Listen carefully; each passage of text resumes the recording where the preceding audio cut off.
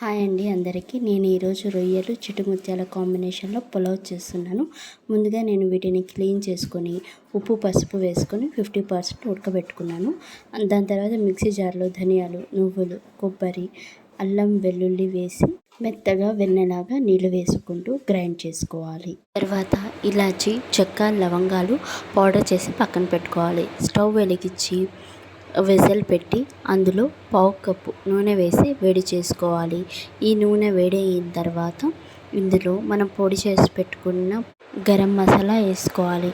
ఇందులోనే 2 medium size onions, 4 పచ్చిమిర్చి వేసి ఎర్రగా అయ్యేంత వరకు వేపుకోవాలి. ఇది ఎర్రగా అయ్యేలోపు 1 కప్పు చిట్టి ముత్యాల రైస్ కడిగి గంట పాటు నానబెట్టుకోవాలి. ఇలా ఎర్రగా వేగిన ఆనియన్స్లో మనం ముందుగా ఉడకబెట్టుకున్న ప్రాన్స్ వేసి 1 నిమిషం పాటు వేపుకోవాలి. ఇలా వేగిన తర్వాత మసాలా పేస్ట్ కూడా వేసుకొని 50% వేపుకోవాలి.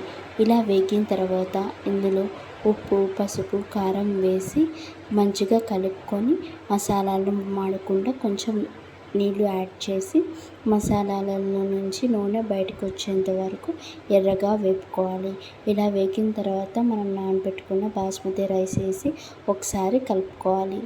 దాని తర్వాత కొత్తిమీర చల్లుకొని ఇంకోసారి కలుపుకోవాలి. 1 కప్పు చిట్టుముత్యాల రైస్కి మనం 2 కప్పుల వేడి నీళ్ళు వేసి మంచిగా మిక్స్ చేసుకోవాలి. ఇలా మిక్స్ చేసిన తర్వాత ఇందులో ఉప్పు వేసి మరోసారి కలుపుకోవాలి.